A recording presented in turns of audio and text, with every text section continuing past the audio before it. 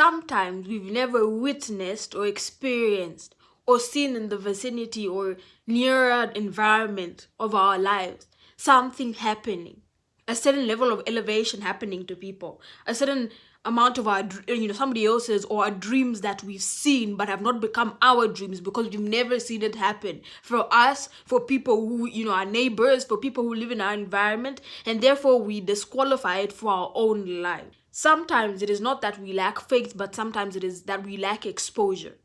We lack any perception of what something could be for us, and therefore we settle for what we have because we don't believe, in a way, because we've never seen it, that we can have those things. For instance, I remember I was in a relationship once, and the people around me would say, like, you can do better for yourself, like you don't have to stay in this relationship. But to me, what looked like love, felt like love, and what I had imagined to be what love would look like, right, in vision, I was like, okay, but this is that.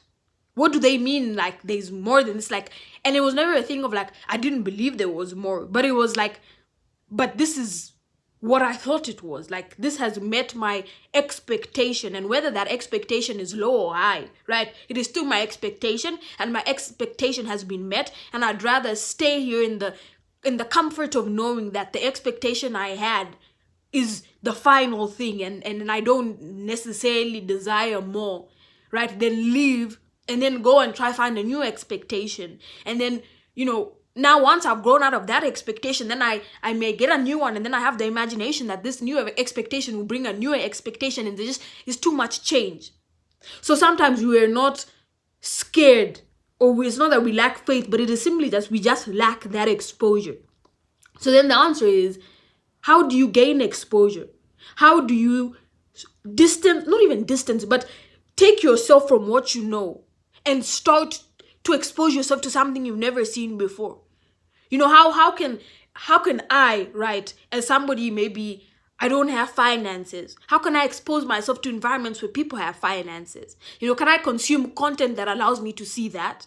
Can I maybe stop consuming what I'm used to consuming and stop consuming what the 99% of people I know who have the same expectation are consuming? And can I pick something different? Because I think sometimes the change we're looking for is in that willingness to try something different. It is in that willingness to internalize something different to what we know. But change is also hard. But then I think it's like, if you want not immediate, but something that will withstand the difficulties of changing the way you perceive life, then you have to change what you're consuming.